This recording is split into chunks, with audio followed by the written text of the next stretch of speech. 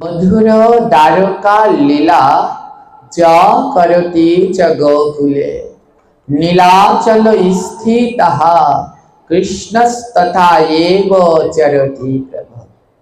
अर्थात श्री कृष्ण गोलोके मथुरा द्वारका आदिते जे सकल लीला विस्तार करें तिनी लीलाचले अवस्थान करे सेई सकल लीलाई प्रकट करें। मन दिए शुनबेन भगवान जेटा बृंदावने जे लीला करे सेटा द्वारकाय करे ना, जेटा द्वारकाय करे सेटा गोलोके करे ना। तो तीन जायगार लीला द्वारकाय बृंदावने और गोलोके। तो भगवान की करेছেন এই তিন জায়গার যে লীলা আছেন সব লীলা করেছেন তিনি লীলাচলে। হ্যাঁ, সমস্ত লীলাগুলো করেছেন নীলাচলে। তাই যতগুলো লীলা আছে বলছে নীলাচলে অবস্থান করে জগন্নাথ রূপে তুমি সেই সব লীলা প্রকট করো। তো ভগবান বৃন্দাবনের দ্বারকার গোকুলের গোলকের সমস্ত লীলাগুলো আবার সেই জগন্নাথ পুরী ধামে বসে সেই লীলাগুলো করেছেন। তো ভগবানের যতগুলো লীলা রয়েছে তার ভিতরে একটি জগন্নাথ পুরীতে তিনি যতগুলো লীলা করেছেন তার ভিতরে একটি হলো প্রভুর, হ্যাঁ, কালকে আমরা শ্রবণ করেছিলাম রথ, রথ পর্যন্ত কিভাবে তার রথ প্রস্তুত হলো। আজকে শুনবো ভগবান রথে কিভাবে ওঠে। ভগবান আমরা যেমন জগন্নাথ বলরামকে সবাই কোলে করে নিয়ে রথে উঠিয়ে দেয়, কিন্তু ভগবান অমন করে রথে ওঠেন না। ভগবান রথে উঠবার সময় যে লীলা করে তার নাম পাহন্ডি বিজয়। কি নাম? পাহন্ডি বিজয়। এটি ভগবান রথযাত্রার সময় করে থাকেন। তো পাহন্ডি শব্দ এটি সংস্কৃত, হ্যাঁ, আর এর উচ্চারণ হচ্ছে কি পদখণ্ড। অর্থাৎ পদখণ্ড অর্থ হলো ধীরে ধীরে পদবিন্যাস, মানে আস্তে আস্তে করে হাঁটা, আস্তে আস্তে করে হেঁটে যাওয়ার নামই হলো পাহন্ডি বিজয়। হ্যাঁ, এই যে জগন্নাথের রথের আগে জগন্নাথের স্নান যাত্রা হয়, রথযাত্রার আগে কি যাত্রা হয়? স্নান যাত্রা। দেখেছেন তো সবাই, জগন্নাথকে স্নান করানো হয়, হ্যাঁ, ঘরা ঘরা জল দিয়ে এত স্নান করে যে জগন্নাথের জ্বর হয়ে যায় না। তারপরে 15 দিন পর্যন্ত জগন্নাথ দর্শন করা নিষেধ। হ্যাঁ, এই 15 দিন প্রভুর অনাবসর লীলা চলে। তো জগন্নাথের এই রথযাত্রার পরে, হ্যাঁ, এই স্নান যাত্রাটা কি জানেন? এই কি মাসে স্নান যাত্রা হয়? জগন্নাথের স্নান যাত্রা কি মাসে হয়? একজনও বলতে পারছেন না? না, ভালো করে ভেবে বলো। এবছর আষাঢ় মাসে পড়েছে, কিন্তু স্নান যাত্রা আদৌ কোন মাসে? জ্যৈষ্ঠের পূর্ণিমাতে না। জ্যৈষ্ঠ মাসের পূর্ণিমাতেই জগন্নাথের স্নান হয়, কিন্তু ঘুরে ফিরে এক এক সময় এক এক মাসে এসে গিয়ে পড়ে। তো এই যে পূর্ণিমা, এই জ্যৈষ্ঠ মাসের যে পূর্ণিমা রয়েছে, এই পূর্ণিমা হলো জগন্নাথের জন্মদিন। এটা কার জন্মদিন? আর ভগবান শ্রীকৃষ্ণের জন্মদিন কবে? ভাদ্র মাসের শুক্লপক্ষের অষ্টমী। তো ওই দিন কৃষ্ণপক্ষের অষ্টমী। আর রাধারানীর আবির্ভাব তিথি হলো ভাদ্র মাসের শুক্লপক্ষের অষ্টমী। হ্যাঁ, শুক্লপক্ষে রাধারানী আর কৃষ্ণপক্ষে হলো ভগবান শ্রীকৃষ্ণ। তো যখনই যার আবির্ভাব তিথি হয় তখনই আমরা ভগবান কৃষ্ণের যেদিনকে আবির্ভাব তিথি সেই রাত্র 12টার সময় 1 মিনিটের সময় তাকে অভিষেক করাই। তো আবার রাধারানীর দুপুর 12টা 1 মিনিটে তাকে অভিষেক। তদ্রূপ জগন্নাথের জন্মদিন হলো এই জ্যৈষ্ঠ মাসের পূর্ণিমা তিথি, যেদিনকে জগন্নাথের স্নান যাত্রা। ওটাকে সবাই বলি আমরা স্নান যাত্রা, কিন্তু ওটা আদৌ হলো জগন্নাথের, হ্যাঁ, আবির্ভাব তিথি, জন্মদিন। হ্যাঁ, ওই দিনকেই তাকে অভিষেক করে তিনি যে রূপে ধরা দিয়েছিলেন তারপরে তাকে অভিষেক করানো হয়েছিল, তার আবির্ভাব তিথি। তো এই স্নান যাত্রা হয়, তার কতদিন পরে রথযাত্রা হয়? 15 দিন পরে। তাহলে 15 দিনের বাচ্চা হলো, বাচ্চা শিশু হলো জগন্নাথ। যখন রথে ওঠে তখন তার বয়স কত? কিন্তু এইরকম আবার হিসেব করা যাবে না যে 15 দিন। তিনি অনেক, যেমন যেমন রূপে ভক্তরা তাকে চায়, ভগবান তেমন রূপে ভক্তদের কাছে ধরা দেয়। সেই নৌকা বিলাসের সময় শুনেছ না, যখন সখীরা বলেছে এই মাঝি নয়ানা নাও, নয়া মাঝি নয়ানা নাও, তখন ভগবান কৃষ্ণ বলেছিল না যে সখীগণ আমি নয়ানা নয়ানা, আমি বহুদিনের পুরানা। তো তোমরা যদি নয়া রূপে চাও ধরা দিতে পারি, আবার আমি কিন্তু এই নয়ানা, আমি অনেক দিনেরই পুরানা। তদ্রূপ জগন্নাথ, তিনি যেমন ভক্তরা চায় তেমন প্রভু লীলা করে। তো জগন্নাথ যখন রথে ওঠেন সেদিন সে ছোট বাচ্চা শিশু রূপে, তো এই শিশু রূপে ভক্তরা, উড়িয়া ভক্তরা মনে করেন ছোট্ট বাচ্চা, 15 দিনের বাচ্চা। তো এই 15 দিনের বাচ্চাকে রথে উঠানোর যে একটা লীলা, এই লীলাটার নাম হলো পাহন্ডি বিজয়। পা মানে পা, হন্ডি মানে ছোট ছোট করে হাঁটা, অর্থাৎ জগন্নাথকে ছোট ছোট করে হাঁটিয়ে নিয়ে যাওয়া। তো ছোট ছোট করে কেমন হাঁটে? যেমন 15 দিনের বাচ্চা কি সোজা হয়ে হাঁটতে পারে? তাকে হাঁটাতে হলে কি করতে হয়?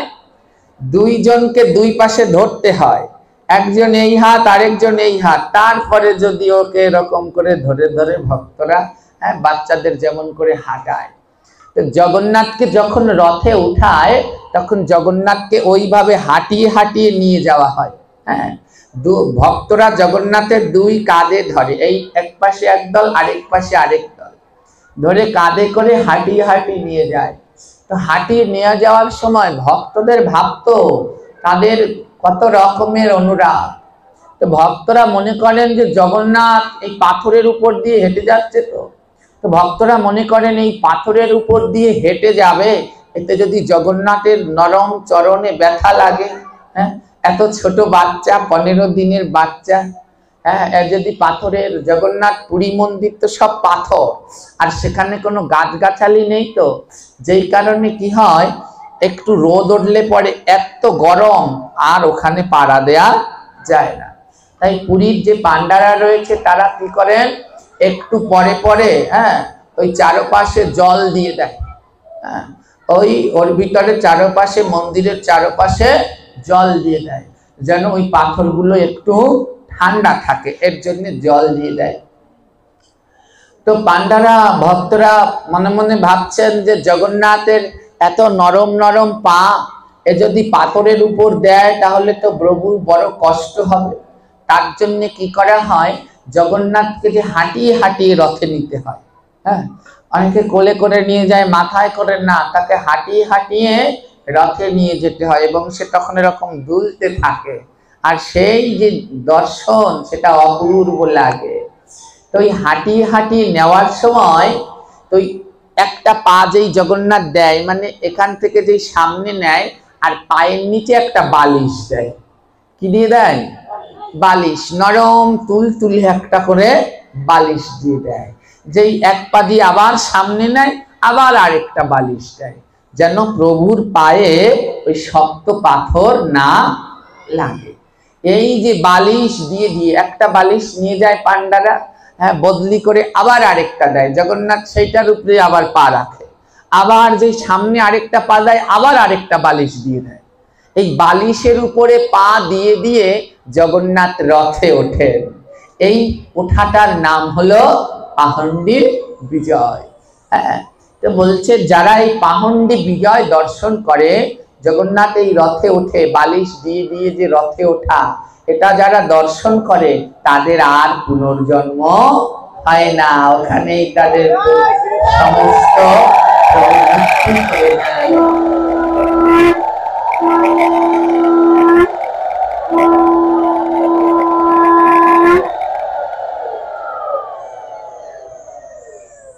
তো এইভাবে জগন্নাথ ভগবান রথের উপরে আরোহণ করেন, এই বালিশ বদল করে করে একটা একটা চরণ দিয়ে দিয়ে দিয়ে দিয়ে তারপরে তিনি সুন্দর করে রথে ওঠেন। তো এই লীলা দর্শন করতে হলে জগন্নাথ মন্দিরে যেতে হয়, পুরীর জগন্নাথ মন্দিরে। এবং অনেকে যেইখানে যেইখানে ভক্তরা এগুলো জানে, হ্যাঁ এমনি ভাবে করা উচিত। এবং যখন জগন্নাথ রথে ওঠে, হ্যাঁ এইগুলো সেবা এক একটা, এই বালিশ কেউ যদি জগন্নাথকে দিতে পারেন তাহলে তো তার আর হ্যাঁ স্বীকৃতির শেষ নেই। জগন্নাথ যখন রথে উঠবে তখন ওঠানোর সময় তার চরণে বালিশ দিতে হয়, এবং সেই বালিশ যদি সযত্নে গৃহে রেখে দেন তবে তো তার কোনো তুলনাই হয় না। আর জগন্নাথের সেবার জন্য দিয়ে দিতে পারেন যেন প্রতি বছর এই বালিশগুলোর উপরে প্রভু পা দিয়ে দিয়ে রথে ওঠে। হ্যাঁ, তো এই পাহুন্ডি বিজয় দর্শন করলে পুনর্জন্ম হয় না। জগন্নাথের এক পরম ভক্ত, সেই পরম ভক্তের নাম হলো পরমেষ্টি। এই জগন্নাথের এই পরম ভক্ত পরমেষ্টি এ ছিল দর্জি, হ্যাঁ জামা কাপড় সেলাই করতো পরমেষ্টি দর্জি। এই পরমেষ্টি দর্জি বাস করত দিল্লিতে। আর রথযাত্রা হয় কোথায়? উড়িষ্যায়, পুরীতে। হ্যাঁ, তো অনেক দূরত্ব, কোথায় দিল্লি আর কোথায় উড়িষ্যা, বিশাল একটা ব্যবধান। তো পরমেষ্টি, হ্যাঁ এই পরমেষ্টি দর্জি সে বাস করত দিল্লিতে, কিন্তু জগন্নাথের পরম ভক্ত। পরমেষ্টিকে দেখতে খুব কুৎসিত, হ্যাঁ গায়ের রং প্রচুর কালো, সর্ব অঙ্গে এক ধরনের হ্যাঁ গোল গোল টিউমার হয়ে রয়েছে, আর পিঠে একটা বড় কুঁজ হয়ে রয়েছে। সবাই তাকে ভয় পায় দেখলে, বিকৃত চেহারা, কেউ তার কাছে তেমন যায় না। কিন্তু তার একটা বিশেষ গুণ ছিল। কি গুণ? সে খুব সুন্দর জামা কাপড় তৈরি করতে পারত। এত সুন্দর জামা কাপড় তৈরি করতে পারত, সমগ্র দিল্লিতে তার সুনাম। এবং দিল্লির যে নবাব রয়েছে, সেই নবাব পর্যন্ত এই পরমেষ্টির কাছ থেকে জামা তৈরি করতেন। হ্যাঁ, দিল্লির বাদশাহ তিনিও তার সমস্ত জামা কাপড় তৈরি করবার জন্য এই পরমেষ্টির কাছে আসতেন, দর্জির কাছে। তো পরমেষ্টির দর্জির মনে বড় দুঃখ। হ্যাঁ, তৎসময়ে রথযাত্রা যাওয়া মানে হচ্ছে পায়ে হেঁটে হেঁটে রথে যাওয়া। তো পরমেষ্টি ছিল, পিঠে বড় একটা কুঁজ ছিল, তার কোনো সময় রথে যাওয়া সম্ভব না। অত হেঁটে অত দূরে সে কি করে যাবে? তো সে সারাদিন কাঁদতো, সারাদিন কাঁদতে থাকতো যে হে জগন্নাথ, কবে আমি রথযাত্রা দর্শন করব, কবে আমি তোমার সেবায় লাগবো। মনের ভিতরে তার সদা সর্বদা এই ভাবনা যে আমার কি জীবনেও জগন্নাথের কোনো সেবায় লাগা হবে না। পরমেষ্টি সে অত্যন্ত দারিদ্র, দর্জির কাজ করে, তার চেহারা স্বাস্থ্য ভালো নয়, কিন্তু তার সমস্ত দিকে খারাপ হলেও তার হৃদয়টার ভিতরে জগন্নাথ ছাড়া আর কিছু বাস করে না। সদা সর্বদা হৃদয়ের ভিতরে কি করে আমি জগন্নাথের সেবায় লাগবো, সব সময় সে জগন্নাথকে স্মরণ করে, জগন্নাথকে ডাকে, প্রভু যে করে হোক তোমার যেন একটা সেবায় লাগতে পারি, একটা সেবায় লাগতে পারি। হ্যাঁ, দেখুন এরাও ভক্ত আর আমরাও ভক্ত। আজও পরমেষ্টির এই লীলাকে জগন্নাথ মন্দিরে স্মরণ করা হয়। কেন জানেন? তিনি জগন্নাথের পরম ভক্ত বলে। আর আমরাও জন্মগ্রহণ করেছি, কিছুদিন পরে আমরা সবাই মরে যাব, মরে যাওয়ার পরে আমাদের কেউ আর স্মরণ করবে না। হ্যাঁ, আমরা ওই কালের সাক্ষী হয়েই পড়ে থাকব। কিছুদিন আগে কলসকাঠিতে পাঠ করতে গিয়েছি, ওখানে জমিদাররা ছিল খুব নাম করা। হ্যাঁ, বিশাল বড় বড় জমিদারদের জন্য মঠ তৈরি করেছে, বিশাল বড় বড় মঠ। জমিদার প্রথা তো আর নেই, সব চলে গেছে, মঠগুলো পড়ে আছে। হ্যাঁ, কিন্তু সেই জমিদাররা মানুষের উপর অত্যাচার করত শুধু। হ্যাঁ, ভগবানের সেবার জন্য জগতে কোনো কাজ করে যায়নি, গোবিন্দ সেবার জন্য জগতে কিচ্ছু করেনি। তাদের অঢেল টাকা পয়সা ছিল, মারা গেছে পরে যেখানে তাদের সমাধি তার উপরে বিশাল বড় মঠ করে রেখে গেছে। আর কত গরিব মানুষ না খেয়ে যন্ত্রণায় ছটফট করেছে, আর তারা তাদের সেই সমাধির উপরে বিশাল বড় মঠ করে রেখে গেছে। হ্যাঁ, ভেবেছে বোধহয় কেউ না কেউ দেখবে। দুঃখের বিষয় কি জানেন, মঠগুলো এখনো পড়ে আছে, কিন্তু সেখানে বাতি দেওয়ার কেউ নেই। তারা ভেবেছিল যে এত বড় মঠ বোধহয় করে রেখে যাব, আমার পূর্বপুরুষরা এখানে ফুল জল দেবে। ফুল জল দেয়া তো দূরের কথা, যেটা বলছিলাম আমি সেদিন ওখান থেকে যাচ্ছি, দেখি সেই মঠের পাশে দাঁড়িয়ে দাঁড়িয়ে কিছু লোক প্রস্রাব করছে। কিছু লোক সেই মঠের পাশে দাঁড়িয়ে দাঁড়িয়ে প্রস্রাব করছে। তো মনে মনে ভাবছি, যদি তোমরা ভগবানের সেবায় লেগে ভগবানের জন্য এই মঠ এত টাকা খরচ করে গেছো, যদি ভগবানের ধাম কোনো মন্দির তৈরি করতে, ওই মন্দিরে এসে সবাই প্রণাম দিত।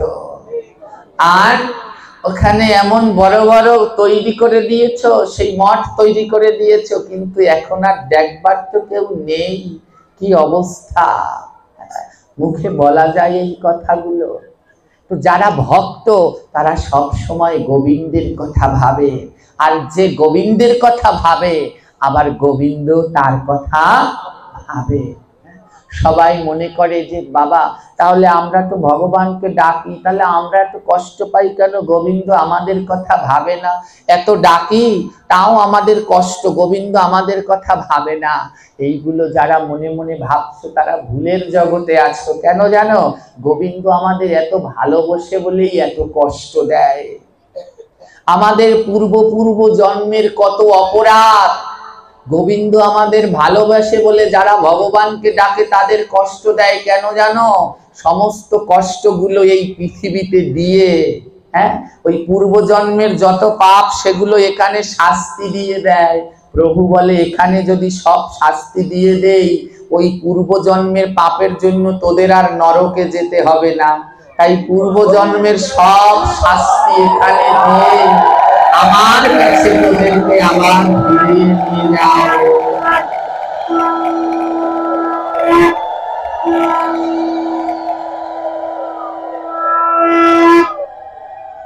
এই হলো আমার ভগবান, সমস্ত শাস্তি দিয়ে ওই আগের জন্মের। তাই প্রভুকে যেন কেউ ভুল বুঝবেন না। অনেকে বলে বাবা ভক্তিপথে আসছি, এত রোগ ব্যাধি, বাবা ভক্তিপথে আসছি, এত বাধা বিপদ। আরে বাধা বিপদ রোগ ব্যাধি দিয়ে আমাদের পূর্বজন্মের শাস্তি দিয়ে মুক্তি করে দিচ্ছে। যখন এই দেহ থেকে প্রাণ পাখি চলে যাবে, ওই আত্মাকে আর নরকে যেতে হবে না, সে গোবিন্দের ধামে চলে যাবে। গোবিন্দের ধামে সেই গোলক বৃন্দাবনে তার সাথে গিয়ে মিলিত হবে। সেই মধুর রস আস্বাদনে রাধা কৃষ্ণের রূপ নাম দর্শন করবে।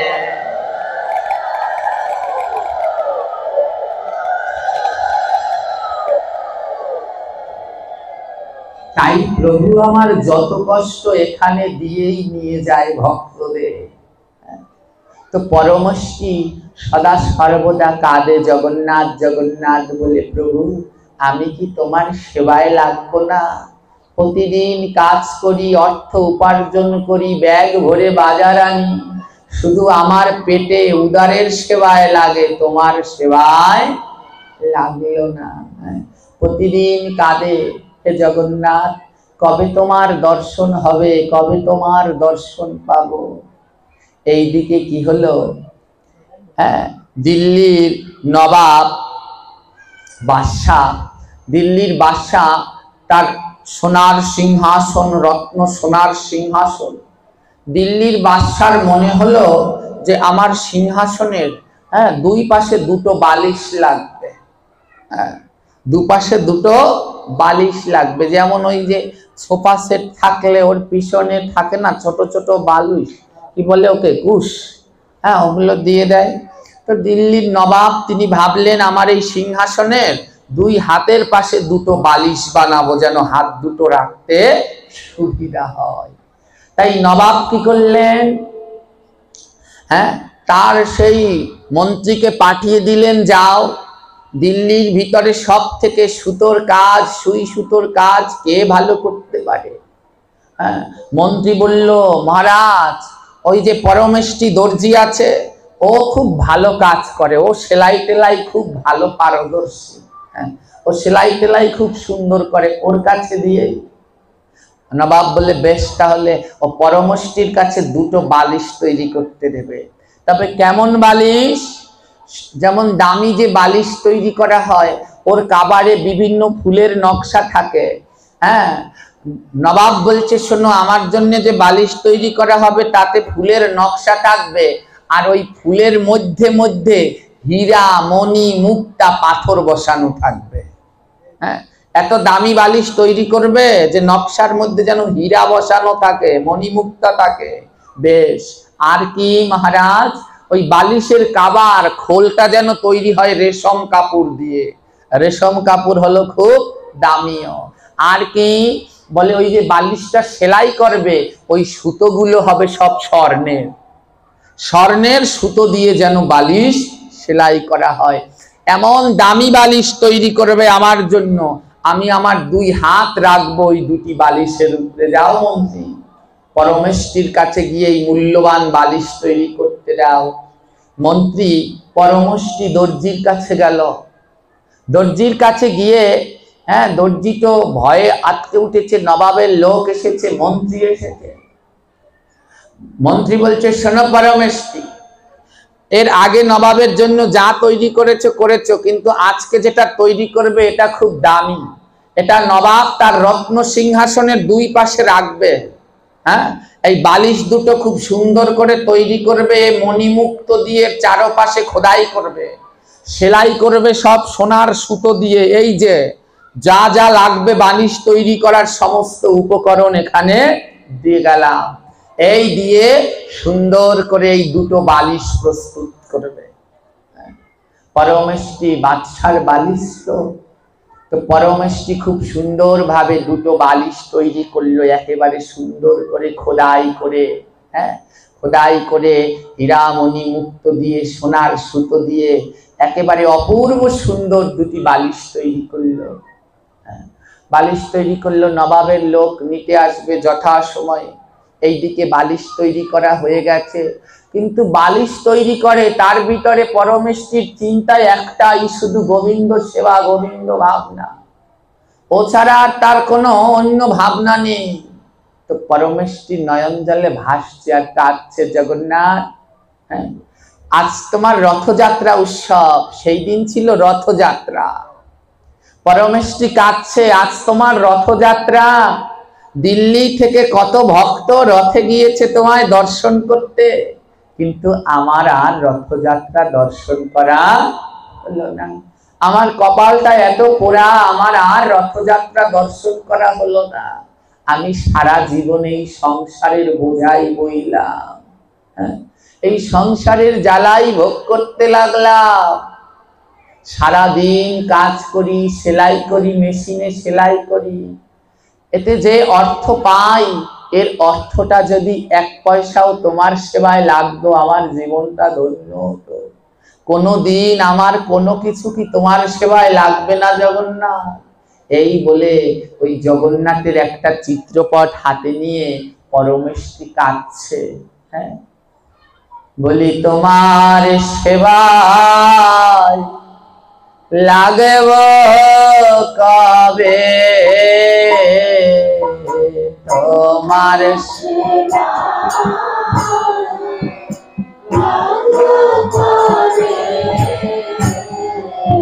বলো তোমার সেবা লাগব কবে, তোমার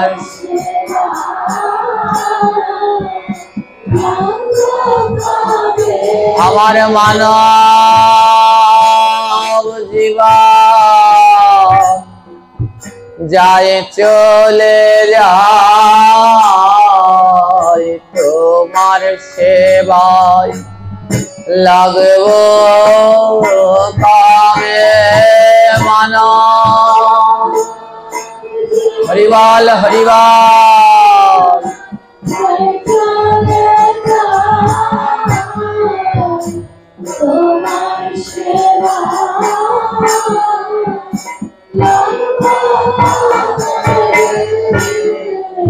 বলি আমার সেবা হলো না গো, আমার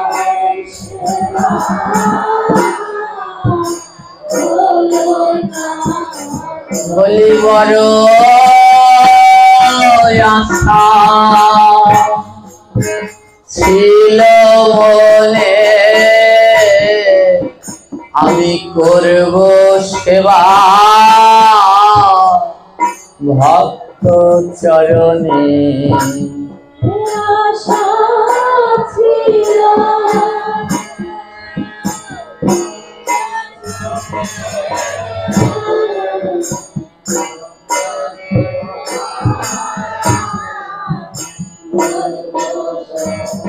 বলে বড়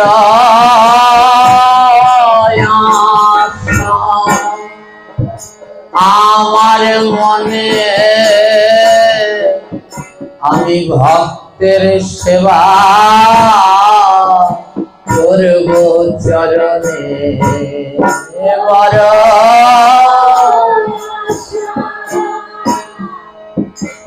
আমার মনে ভক্ত সেবা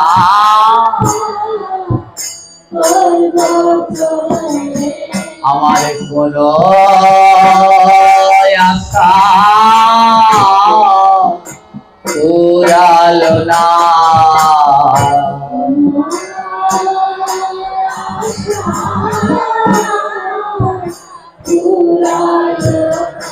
আমার মানব জীবন বৃথা গেল, কোন আশা পুরালো না।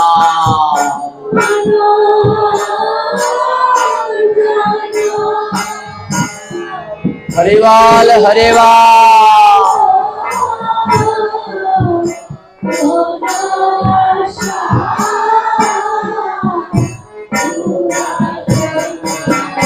আমি কথা দিয়েছিলাম মায়ের গর্ভে,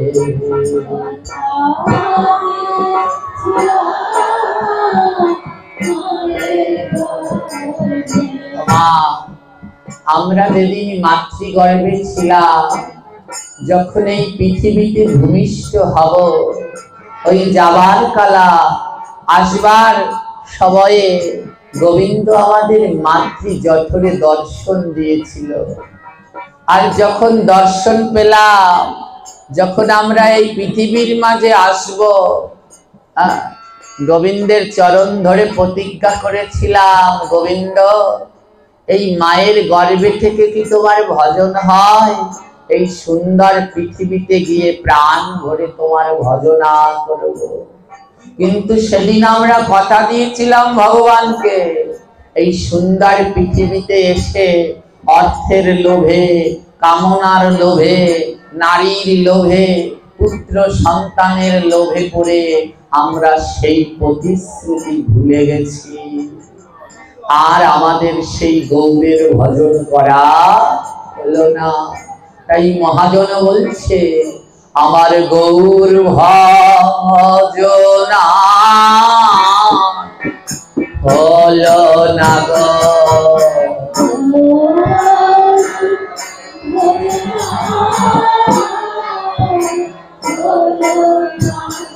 আমার মানব জীবন বৃথায় গেল, গৌর ভজনা হলো না গো।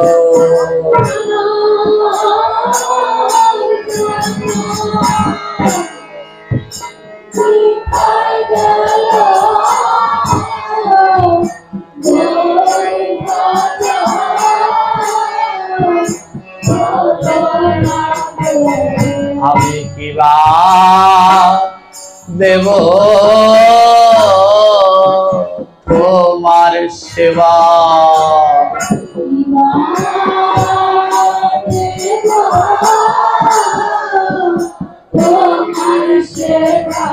আমার অন্যের সেবায় দিন কেটে যায়, আমি কিবা দেব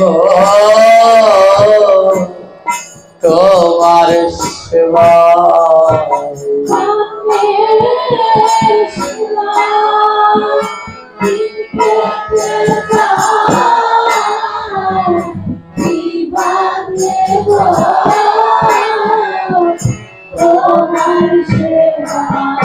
ভক্ত বলছে, জানো প্রভু, বড় সাধ করে সুন্দর পৃথিবীতে এসেছি তোমার সেবা দেব বলে, কিন্তু জানো এই পৃথিবীর মাঝে এসে ছেলে মেয়ে পুত্র পরিজন বন্ধু বান্ধব ওই অন্যের সেবা দিতে দিতে তোমার সেবায় আর আমার দেওয়া হয়ে ওঠেনি। ও প্রভু, তোমার সেবায় আমি কে দেব? ভগবান বলছে, ভক্ত তুই যদি কিছু পারিস আর না পারিস, 2 ফোঁটা জল দিয়ে আমায় ডাকিস। ওই ফলমূল দিয়ে যদি আমায় না ডাকতে পারিস, অন্তত 2 ফোঁটা জল দিয়ে আমায় ডাকিস। ভক্ত বলে, জানো গোবিন্দ, আমার নয়ন আছে জল নাই গো,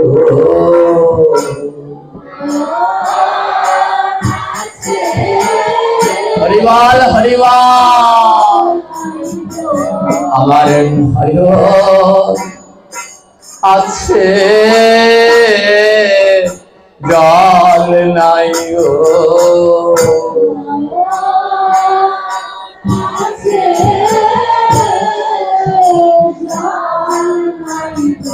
আমি কিবা দেব তোমার সেবা, আমার নয়ন আছে জল নাই গো।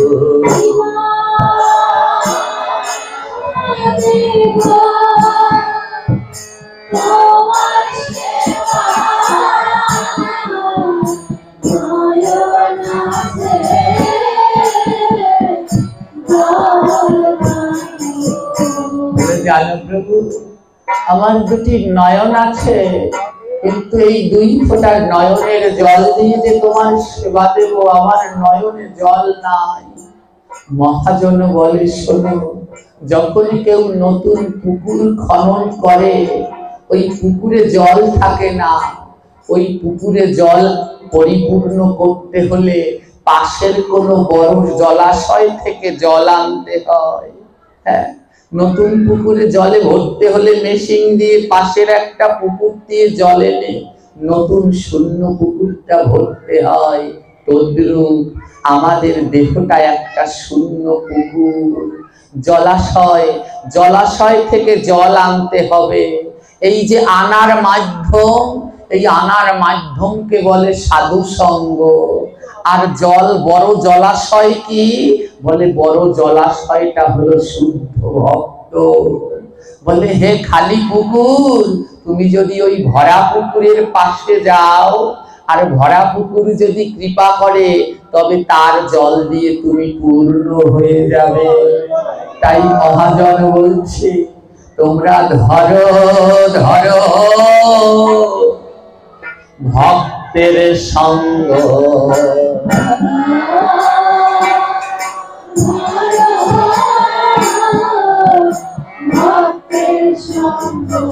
এই ভক্তের অঙ্গে দিয়ায় অঙ্গ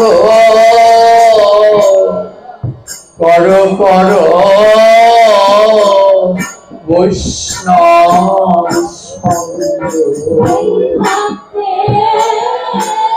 রাধে রাধে।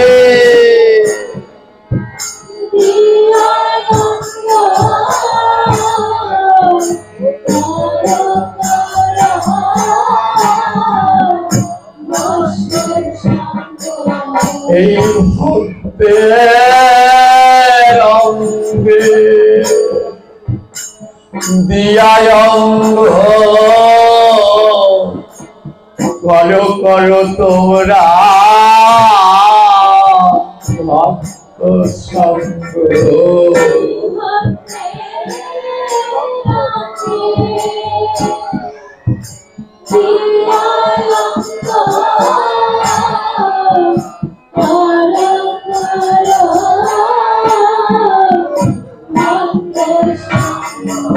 তোমার তাপে অঙ্গ শীতল হবে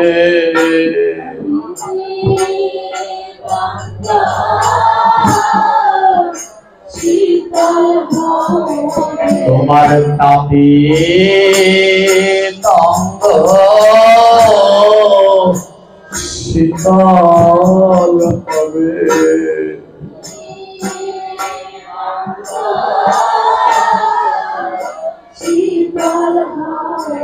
তোমার দেহ অঙ্গ সেবায় লাগবে তোমার তাপি অঙ্গ শীতল হবে দেহ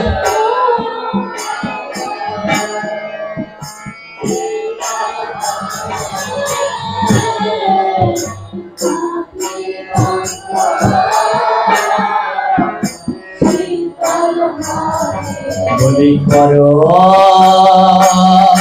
একবার ভক্ত সঙ্গ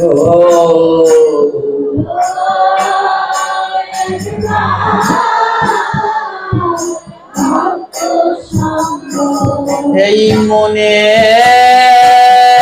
হবে প্রেম তরঙ্গ তোমরা করো একবার ভক্ত সঙ্গ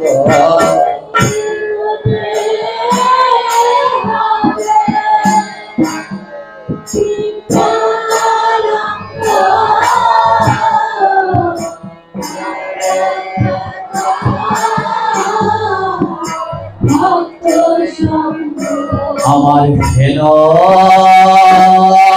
ভাগ্য কবে হবে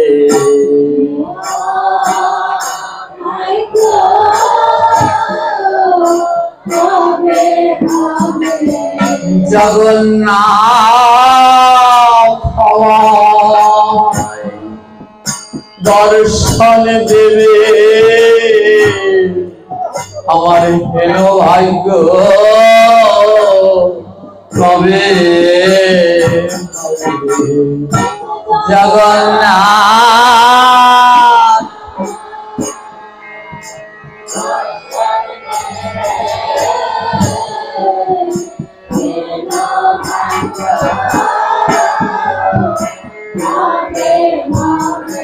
তুমি এসো এসো আমার বাঙালের ঠাকুর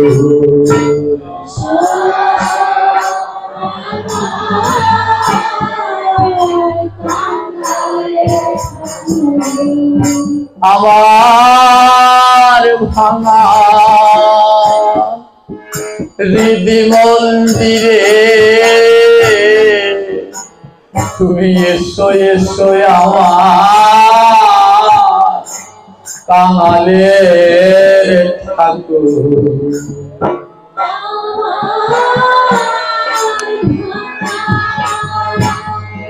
গৌর হরিব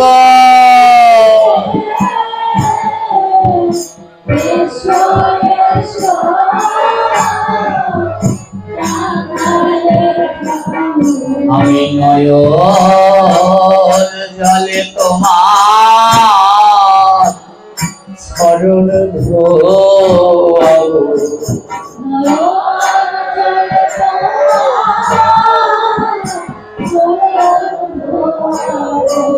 আমি নয়ন জলে তোমার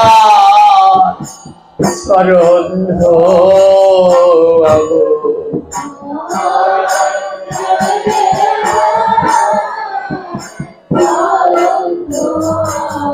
এই হৃদি পুষ্প চরণে দেব, নয়ন জলে তোমার চরণ ধোবো।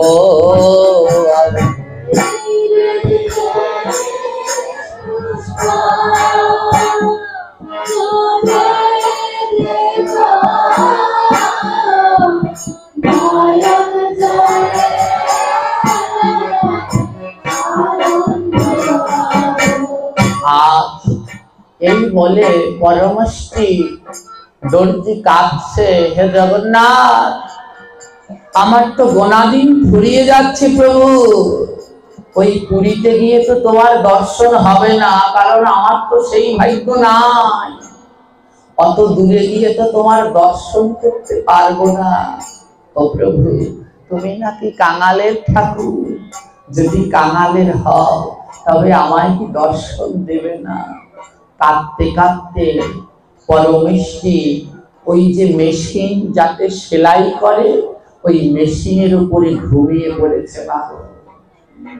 হ্যাঁ, ওই জগন্নাথ বলে বলে কাঁদতে কাঁদতে ঘুমিয়ে পড়েছে। সেই দিন ছিল রথযাত্রার দিন, ভক্ত কাঁদতে কাঁদতে ওখানে ঘুমিয়ে পড়েছে, আর ঘুমের ভিতরে জগন্নাথ আমার দর্শন দিয়েছে।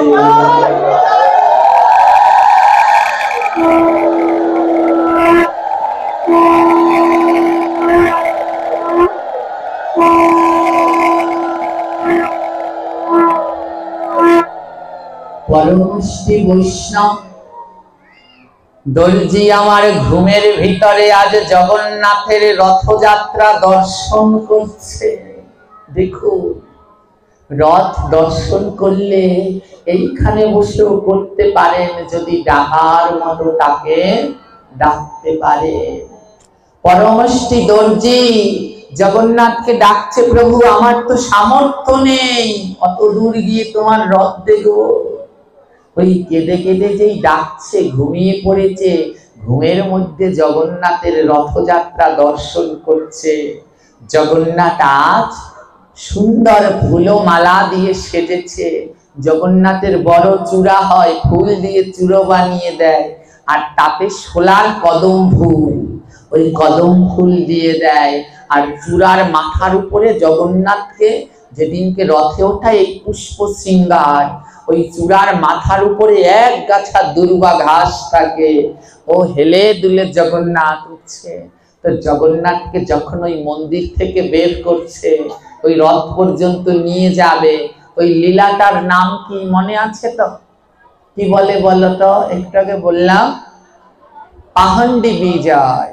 ওই যে মন্দির থেকে রথ পর্যন্ত নিয়ে যাবে ওটার নাম হলো পাহন্ডি বিজয়।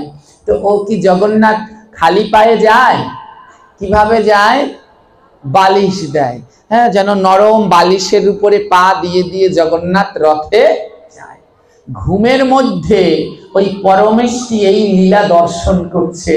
জগন্নাথ মন্দির থেকে যেই বেরিয়েছে, পান্ডারা একটা বালিশ দিয়েছে, যেই একটা বালিশ দিয়েছে, যে আরেক পা দেবে পান্ডারা আরেকটা বালিশ দিয়েছে, যেই আরেকটা আবার পা দেবে পান্ডারা আরেকটা বালিশ এগিয়ে দিয়েছে। তখন কি হয়েছে, যে ওই 3 নাম্বার বালিশটা দিয়েছে না, জগন্নাথ তো সেখানে বিশাল বড় বিগ্রহ তার দারু ব্রহ্মা রূপে। আমার দেখুন ভক্তের সেবা কি করে ভগবান গ্রহণ করে। হ্যাঁ, ভক্তের সেবা কি করে গ্রহণ করে। যেই আবার ওই পরমেষ্টি আবার একটা ওই পান্ডারা যেই একটা বালিশ দিয়েছে, জগন্নাথ যেই বালিশের উপরে জগন্নাথকে উঠিয়েছে, অমনি বালিশটা ফেটে গেছে। বালিশটা কি হয়ে গেল? কটা বালিশ? দুটো। হ্যাঁ, ওই একটা দেয়, যেই ওই সামনে যায় আবার আরেকটা দেয়, আর পিছনেরটা নিয়ে আবার সামনে দেয়, আবার যেই সেই বালিশটার উপরে ওঠে আবার পিছনেরটা নিয়ে সামনে দেয়। দুটো বালিশ পর্যায়ক্রমে এমনি করে দিচ্ছে। তো হঠাৎ করে জগন্নাথ যে একটা বালিশের ভিতরে উঠেছে, অমনি একটা বালিশ ফেটে গেছে। পান্ডারা হায় হায় করছে, আহারে এবার কি হবে, দুটো তো বালিশ, একটা বালিশ তো ফেটে গেল, এখন আরেকটা বালিশ এই সময় কোথায় পায়? পরমষ্টি ওটা ঘুমের ভিতরে দেখছে, ওই যে কান্না করতে করতে অজ্ঞান হয়ে গেছে, ওর মধ্যে এই লীলা দেখছে, পুরীতে হচ্ছে এই লীলা, হচ্ছে কোথায়? আর পরমেষ্টি কোথায়? দিল্লিতে। দিল্লি বসে জগন্নাথ তাকে এই লীলা দেখাচ্ছে, বালিশ একটা ফেটে গেছে, পান্ডারা বলছে সর্বনাশ, এখন কোথায় পাবো? জগন্নাথের তো আর এমনি বালিশ না, দামি বালিশ, ওই রকম ওই বাদশার মতো মণি মুক্তা খচিত বালিশ। পান্ডারা বলে একটা বালিশ তো ফেটে গেল, এখন একটা বালিশ দিয়ে জগন্নাথকে নিয়ে যাওয়া যাবে না, আরেকটা বালিশ কোথায় পায়? ওমা, ভগবান ভক্তের সেবা গ্রহণ করবে, তাই আজ কি করেছে জানো? পরমেষ্টির কাছে ওই যে বাদশা বালিশ বানাতে দিয়েছে না কয়টা? হ্যাঁ, পরমেষ্টি ওই ঘুমের ভিতরে এই লীলা দর্শন করছে আর মনে মনে বলছে, আহা, বাদশা তো আমার কাছে দুটি বালিশ বানাতে দিয়েছে, আমার কাছে তো দুটি আছে, আর এত সুন্দর মণিমুক্ত সোনার বালিশ এ দিয়েও বাদশা কি করবে? এ বালিশ তো শোভা পায় আমার জগন্নাথ। হ্যাঁ, যেই জগন্নাথকে এবার পান্ডারা বলছে এখন আরেকটা বালিশ তো নেই, তাহলে আর কি করবি? জগন্নাথকে খালি পায়ে নিয়ে চল। পরমেষ্টি স্বপ্নের ভিতরে দেখছে, হ্যাঁ, যে সর্বনাশ, জগন্নাথকে যদি খালি পায়ে দেয়, যদি প্রভুর পায়ে কষ্ট হয়। পরমেষ্টি কি করেছে, যেই জগন্নাথকে একটা বালিশের উপরে রাখা, তো যেই রাখতে যাবে খালি জায়গায়, পরমেষ্টি কি করলো, তার কাছে যে দুটো বালিশ, ওর একটা বালিশ নিয়ে জগন্নাথের চরণের তলে দিয়ে দিল।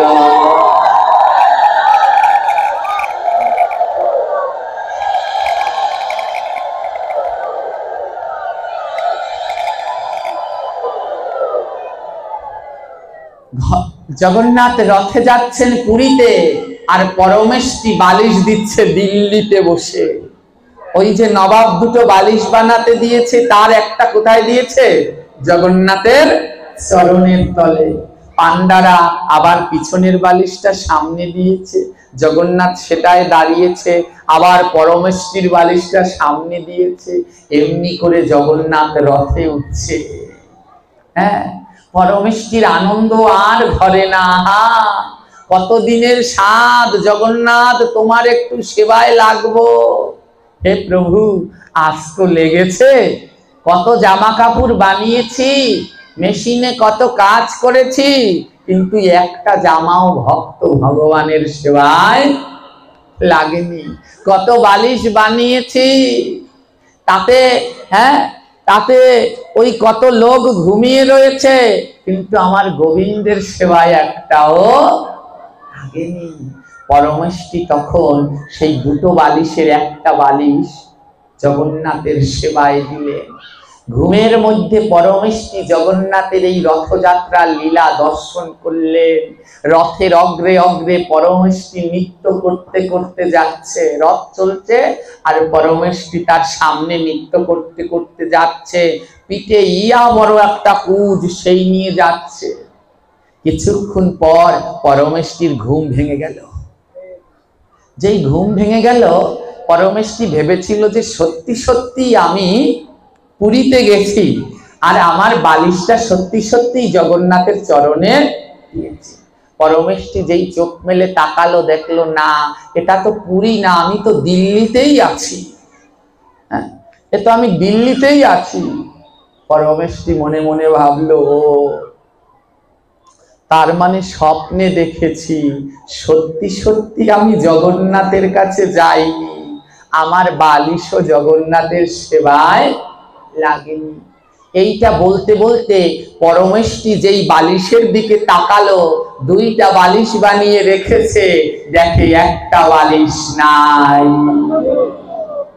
পরমেষ্টি বুঝতে পারলো এটা স্বপ্ন না, এটা সত্যি, আমার বালিশ জগন্নাথের সেবায় লেগেছে।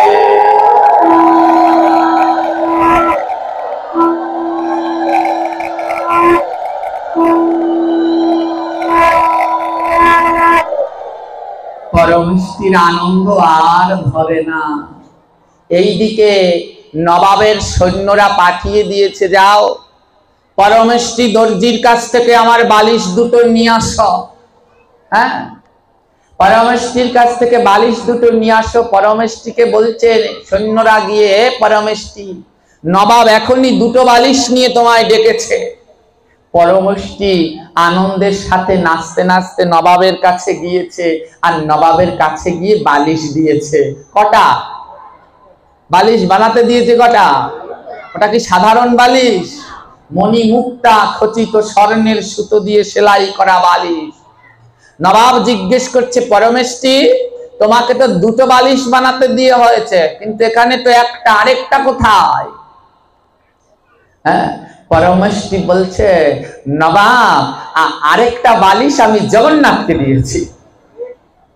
নবাব বলছে, জগন্নাথকে দিয়েছে মানে? জগন্নাথকে? নবাব তো আর চেনে না, সেটা অন্য ধর্মে। হ্যাঁ, তো বলছে জগন্নাথ আবারকে। পরমেষ্টি বলছে, আপনার যেমন খোদা আছে আমার তেমনি জগন্নাথ। আপনি যেমন আপনার আল্লাহকে ডাকেন, আমার হলো তেমন জগন্নাথ। আমার একটা বালিশ আমি জগন্নাথকে দিয়েছি।